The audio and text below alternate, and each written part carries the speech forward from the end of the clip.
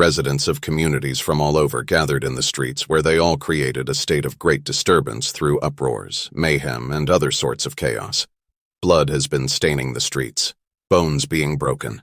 Lives have been for the taking for the last day. Ignorance fills the minds of the majority, causing disorder.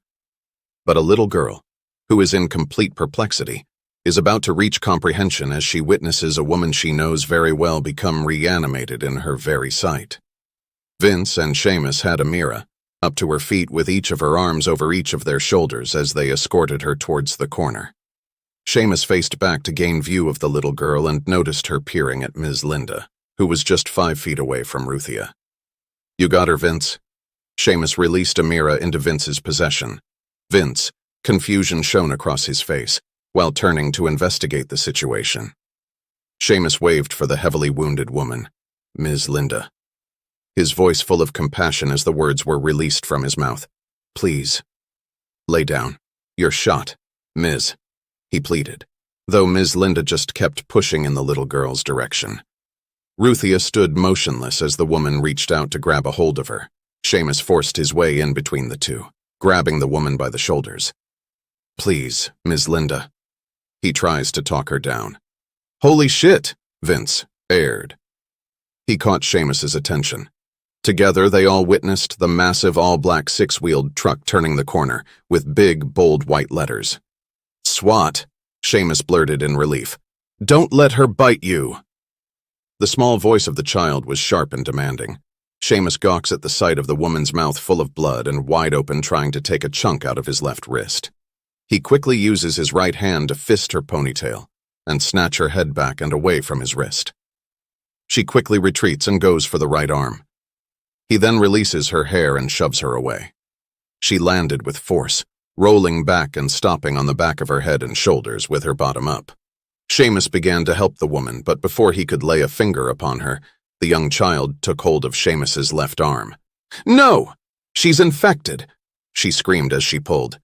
"Get down!" yelled a SWAT officer over the bullhorn, right before another officer let loose some tear gas as some other officers fired beanbags to cease the action. "We gotta move," Seamus strongly informed the others. Then Amira felt unstable as she mumbled, "I can't. I'm gonna lay here. The police will help." Trying to fall to the ground, Amira was held up by Vince, right arm alone as her arm rested over his shoulder. "Come on, Amira, we gotta get going," Vince pleads as he drags her behind Seamus and the little girl who is sprinting through the now scattering crowds in the streets. Seamus leads them to an alleyway between a pawn shop and a jewelry store, which both stores were being terrorized. Once Seamus reached the alley, he stopped and turned to wait for Vince and Amira to arrive, as he hid the little girl behind him inside the alley. Seamus felt the little girl's hand snatch away. He turned his focus behind him and noticed that she was being pulled down the alley by a man holding his hand over her mouth. Seamus charged. Ruthia elbowed the man, kicked his legs, but it had no effect. Seamus reached them as another man swung a 2x4, striking Seamus against the side of the head. Vince entered the alley. He saw Seamus on all fours and a huge man standing above him about to start wailing on his childhood friend. "Seamus!" shouted Amira. Vince released Amira so quickly that she didn't have time to prepare herself.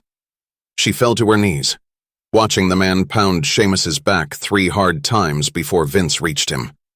The humongous man hurls the stick at Vince's head, and Vince ducks, then quickly delivers 2 body shots. Left, right. The large man fumbles the 2x4. Then he reaches out to grab Vince, but Vince quickly dismisses his hands immediately. Vince grabbed hold of the man's head and sprung up, using his right knee to smash directly into the enormous man's face. As Vince's foot touched the ground, he was grabbed from behind by another unknown man. This one being a lot smaller than the last, he was still pretty big, but still no match for a #1 MMA championship contender. Vince felt how sloppy his hold was and leaned right as he threw back a swift, sharp left elbow. The man slumped over his shoulder asleep. The first humongous man gained his focus and swung a haymaker.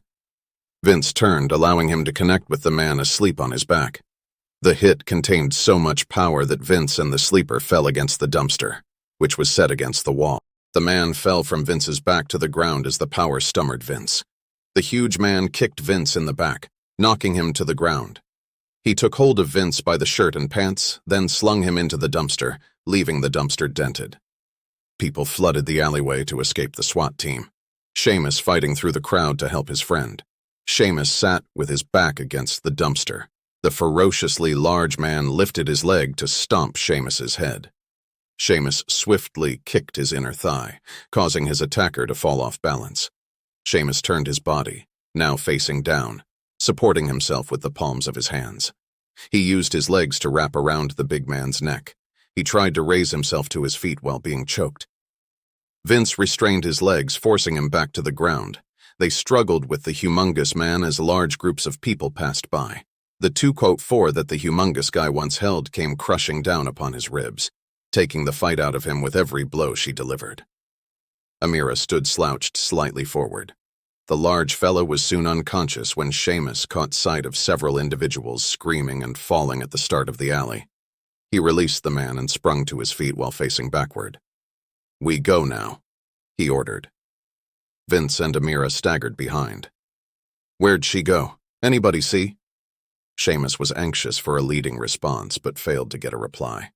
He just received 2 dumbfounded stares as they followed behind. They checked block after block, alley after alley, looking in cars and checking through windows. Once Seamus enters an alleyway, he turns his gaze behind him and notices that Vince and Amira are huddled at the beginning of the alley. Seamus adjusts himself to face his friends. "Come on. What are you doing?" Seamus, a question full of confusion. "We looked there.